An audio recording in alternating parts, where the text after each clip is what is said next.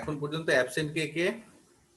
Anantalal, Siraj and स्वातिর mobile খারাপ হয়ে গেছে, ও ক্লাস কয়েকদিন পরে করবে। हम तो प्रेजेंट है सर। अनंत लाल प्रेजेंट। अनंत आ गया। तो 2 एब्सेंट है अभी भी, स्वाति एंड सिराज। ठीक है, अनंत बाद में आया तो इसलिए देखा नहीं था।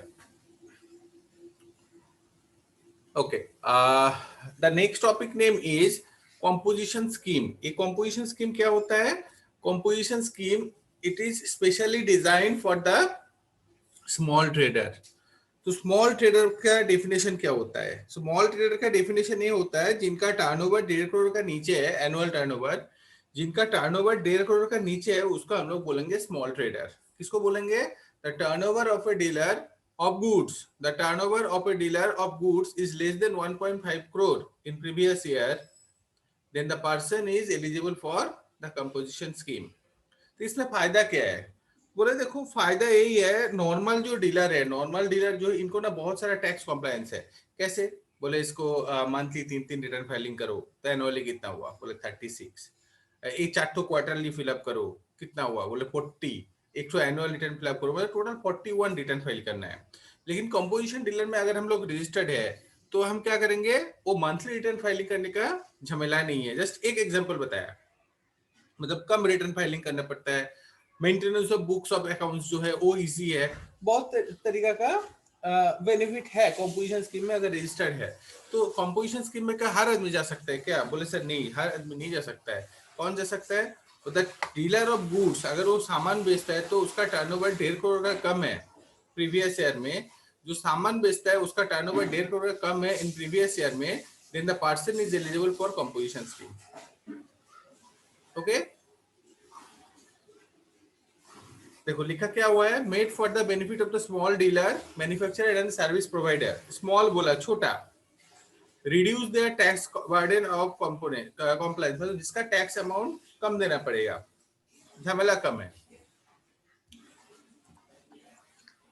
ओके, ये वाला तुम लोग एक बार कॉपी कर लो। कॉपी करने से क्या होगा, तुम लोगों को साथ साथ याद हो जाएगा, अभी अभी याद ही हो जाएगा।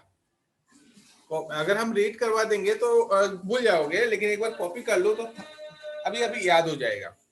देखो क्या लिखा हुआ है, ए मैन्युफैक्चरर और सप्लायर ऑफ गुड्स और प्रोवाइडर ऑफ रेस्टोरेंट सर्विस, मतलब supplier of goods and manufacturer of goods, supplier of goods हुआ तो उसका एग्रीगेट टर्नओवर 1.5 करोड़ इन प्रीसीडिंग ईयर, करंट ईयर में नहीं बोला गया, प्रीसीडिंग ईयर में उसका टर्नओवर अगर 1.5 करोड़ का कम है, then the person is eligible for composition scheme. और नॉर्थ ईस्ट स्टेट में वो 75 लाख, नॉर्थ ईस्ट स्टेट में वो 75 लाख। कंडीशन नंबर 2 क्या बोल रहा है? देखो, the supplier who is not engage in interstate supply. Interstate supply का मीनिंग क्या होता है? एक स्टेट से दूसरे स्टेट में वो सेल नहीं कर सकता है, एक स्टेट से दूसरे स्टेट में वो सेल नहीं कर सकता, परचेस कर सकता है, कोई इशू नहीं, लेकिन सेल नहीं कर सकता है। थर्ड पॉइंट क्या बोला गया? देखो, the A supplier who is a casual taxable person. तो कैजुअल टैक्सेबल पर्सन कौन होता है? बोले सर वो आदमी होता है जो लोग टेम्पोररी बेसिस में जीएसटी का रजिस्ट्रेशन लेते हैं पर्टिकुलर एक पर्पस के लिए। कैसे होता है इस टाइप का? बोले सर मान लीजिए मेरे को एक तो टेंडर चाहिए, तो टेंडर लेने के लिए मुझे जीएसटी रजिस्टर मैंडेटरी, लेकिन मेरा नॉर्मल बिजनेस वो मतलब रियल एस्टेट का नहीं है और कॉन्ट्रैक्टर का नहीं है। मैंने एक टेम्पोररी रजिस्ट्रेशन ले लिया, काम हो गया, रजिस्ट्रेशन सरेंडर कर देंगे, इसको हम लोग बोलेंगे casual taxable person. Non resident में क्या आता है? नॉन रेजिडेंट मतलब जो इंडिया का बाहर से आके, नेचुरली इंडिया का बाहर से आके इंडिया में बिजनेस करना चाहते हैं। यास्मिन बॉल की बोल चिली। কিছু নয় স্যার, ও লাইটটা জোর করতে গিয়ে ওটাই টাচ হয়ে গেছে। लास्ट पॉइंट, एक minute, last point, supplier who does not supply through electronics e commerce operator. मतलब मैं कंपनी में तब जा सकता हूँ अगर मैंने ऑनलाइन का थ्रू बिजनेस नहीं कर रहा हूँ। ये चारों पॉइंट को कॉपी करो, फटाफट कॉपी करो, उसके बाद क्वेश्चन पूछो इस 4 पॉइंट से।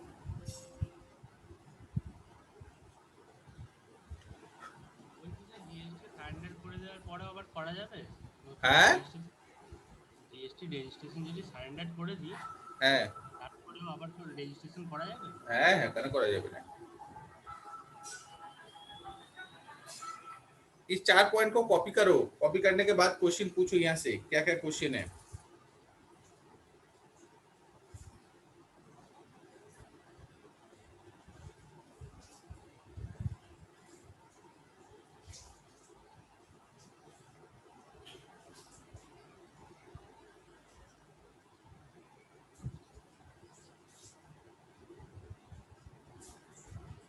कॉपी होने के बाद बताना सर कॉपी हो गया।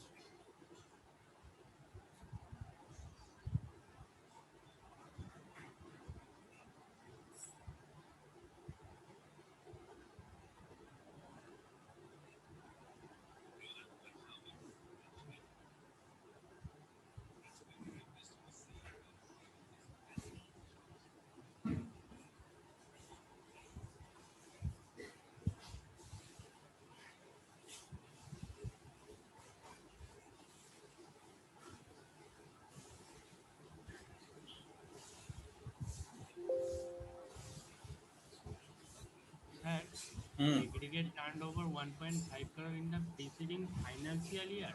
হ্যাঁ প্রিসিডিং ইয়ার মানে কারেন্ট ইয়ার না, আগের বছরের টার্নওভার যদি আমার 1.5 কোটি টাকার কম হয় তাহলে আমি কম্পোজিশনে যেতে পারবো।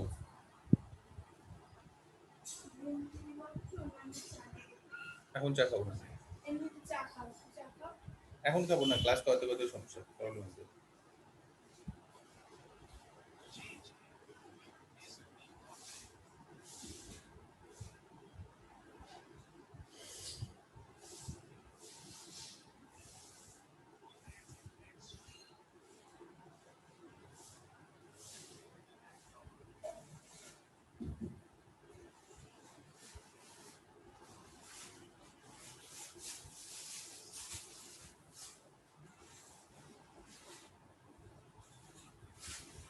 कॉपी हुआ सबका? सर चौथा हाँ सर, last पॉइंट one को थोड़ा ऊपर कीजिए ना। ऊपर नहीं होगा, ये पावर पॉइंट है। चौथा पॉइंट में हम बता रहे हैं, देखो चौथा पॉइंट में ये लिखा हुआ है, a supplier who does not, लिखो a supplier who does not supply through electronics e-commerce operator, through electronics e-commerce operator, sir একবার বলুন, a supplier who does not supply who does not supply through through through THROUGH through electronics e-commerce operator,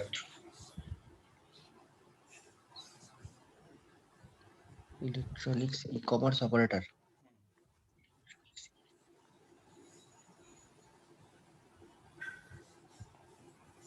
sir একটু দাঁড়া, আমার একটুখানি বাকি আছে খালি।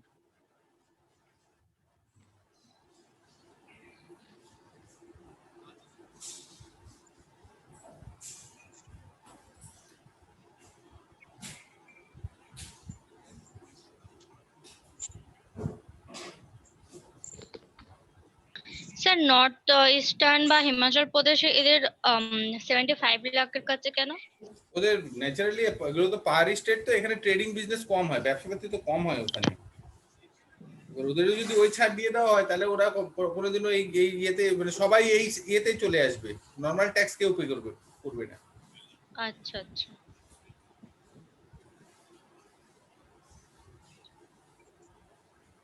Sir হয়ে গেছে। Okay, moving to the next page, person not eligible for composition scheme, इसको भी लिखो। ये मोस्ट इंपॉर्टेंट है, इस पे से तुम लोगों का एक एमसीक्यू पक्का पूछा जाएगा। উপরে স্যার ওই লেখাটাই হেডিং করব। हाँ, person not eligible for composition scheme मतलब कौन कौन आदमी है जिसको कंपोजिशन स्कीम में नहीं जा सकता है।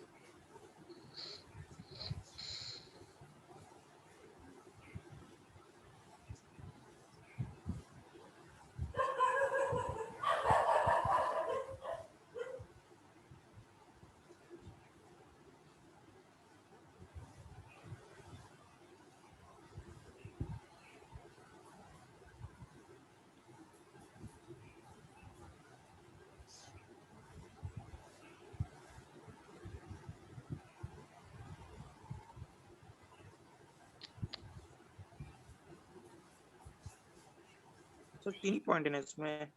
हाँ, 3 पॉइंट है। लिखना हो गया तो बोलो, हम समझाएंगे। बस लास्ट है सर।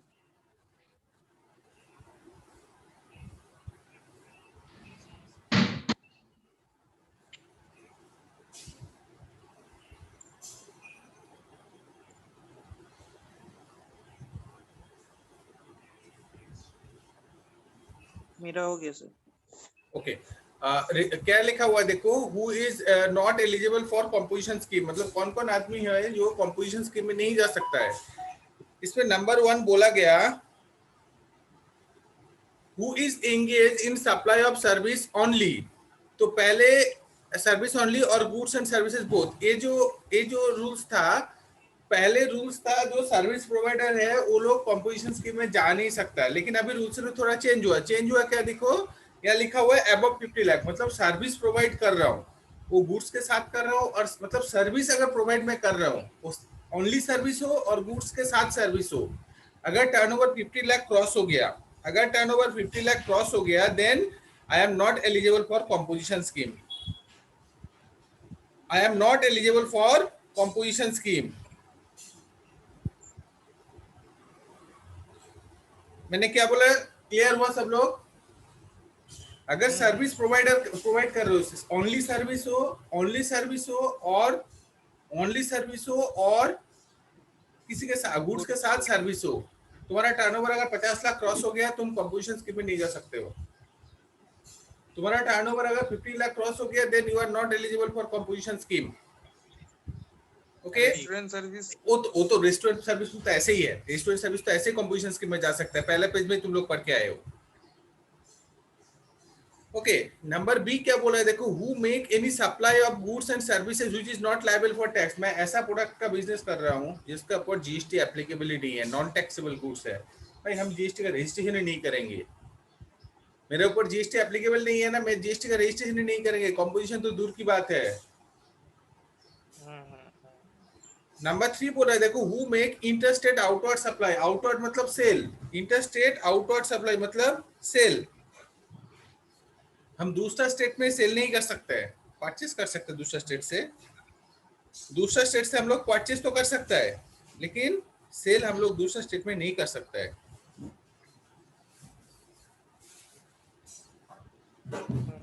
স্যার বিএডটা একবার বলুন না। বিএডটা বলছে যে আমি এমন প্রোডাক্টের বিজনেস করি যে প্রোডাক্টের উপরে জিএসটি অ্যাপ্লিকেবলই নয়। আচ্ছা।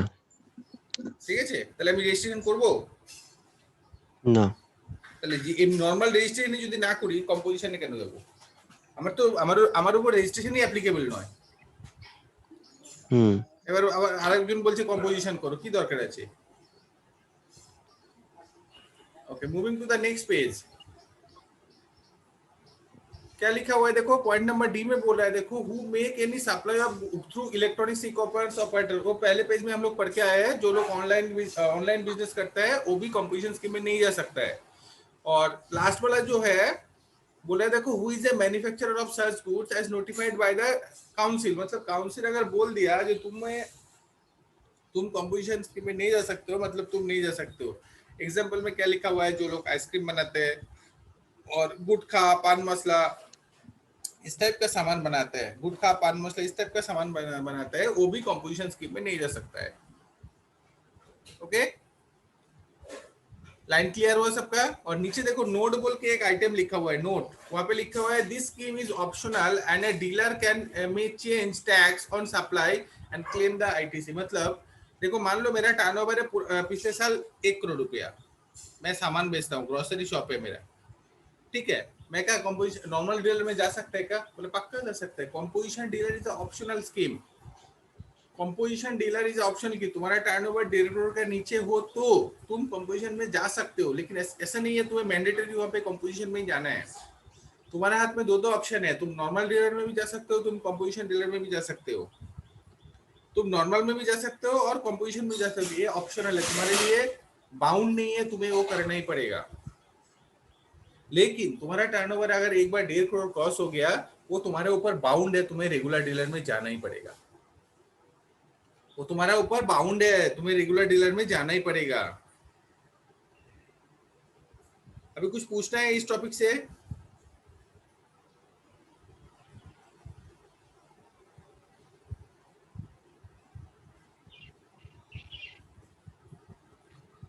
किसी को कुछ पूछना है इस टॉपिक से? 2 पेज से टैक्स रेट, इसको कॉपी करो, इसको कॉपी करो, कॉपी करने का दरकार नहीं है, ये बुक में भी है। देखो कंपोजिशन स्कीम में क्या होता है, मैं थोड़ी देर पहले बताया था, जो लोग कंपोजिशन स्कीम में रेस्ट्रिक्शन आगे भी है वो हम बताएंगे। कंपोजिशन स्कीम में हम लोग परचेस का टाइम टैक्स पे करेंगे, लेकिन सेल करके टैक्स कलेक्ट नहीं कर सकता है। परचेस का टाइम टैक्स तो हम पे करेंगे, लेकिन सेल करके टैक्स कलेक्ट हम लोग नहीं कर सकता है। लेकिन हम लोगों को सेल पे भी टैक्स देना पड़ेगा, हम लोगों को सेल का ऊपर भी टैक्स देना पड़ेगा, लेकिन कितना परसेंट है देखो, ट्रेडर और मैन्युफैक्चरर ऑफ गुड्स के ऊपर 0.5% सीजीएसटी 0.5% एसजीएसटी, टोटल मिला के 1%। तो मेरा क्वेश्चन है यहाँ पे आईजीएसटी क्यों नहीं है? कोई बता सकते हो यहाँ पे आईजीएसटी एप्लीकेबल क्यों नहीं है?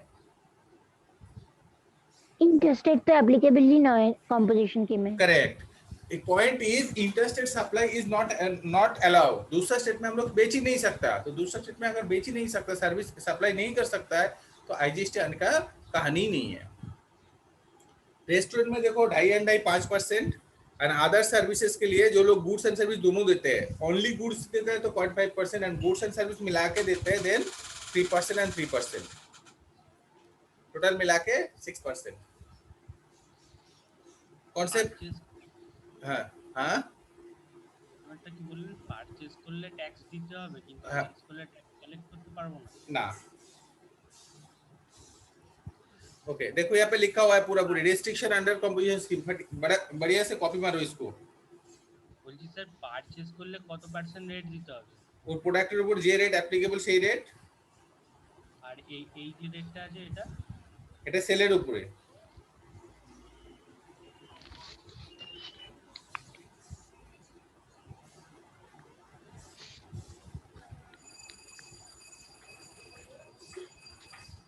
इसको कॉपी करो फटाफट।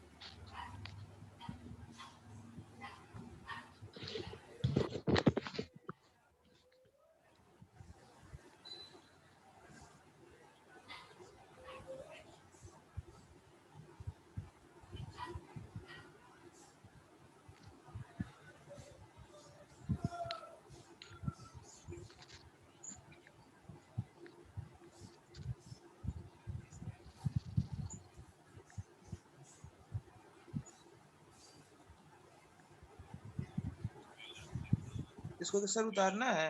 हाँ उतारना है फटाफट।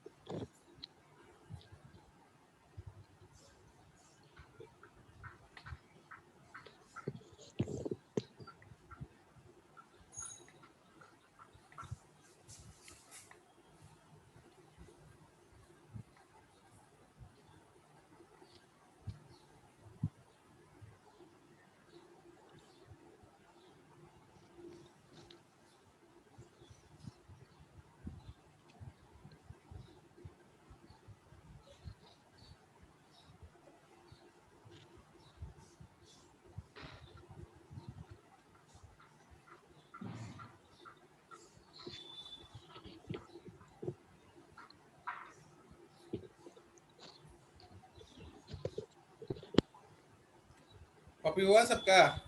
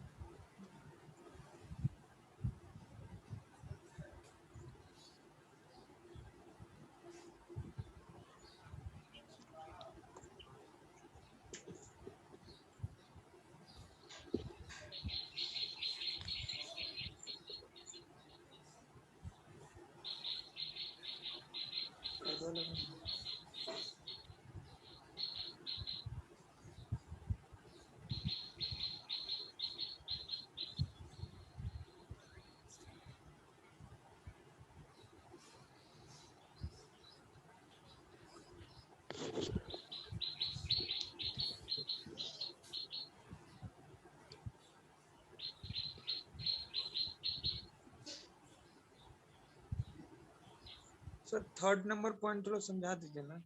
थर्ड नंबर बोल रहा है, देखो देखो बोल रहे हैं issue A bill of supply instead of tax invoice. मतलब क्या होता है, देखो मैं कंपोजिशन डीलर हूँ, थोड़ी देर पहले मैं डिस्कस किया, मैं सेल करने का टाइम टैक्स कलेक्ट नहीं कर सकता है ना? अगर बिल में टैक्स कलेक्ट ही नहीं कर सकते तो बिल में हम टैक्स क्यों लिखे? टैक्स लिख सकते हैं क्या आप? नहीं लिख सकते, इसलिए हम लोग बिल ऑफ सप्लाई इशू करेंगे instead of tax invoice. Tax invoice होगा तो उसमें तो मुझे टैक्स लिखना पड़ेगा, है ना? अच्छा ठीक है, तुम लोग दूसरा सेशन ज्वाइन करो, उसमें भी हम समझाएंगे दोबारा। दूसरा सेशन ज्वाइन करो, टाइम कंप्लीट।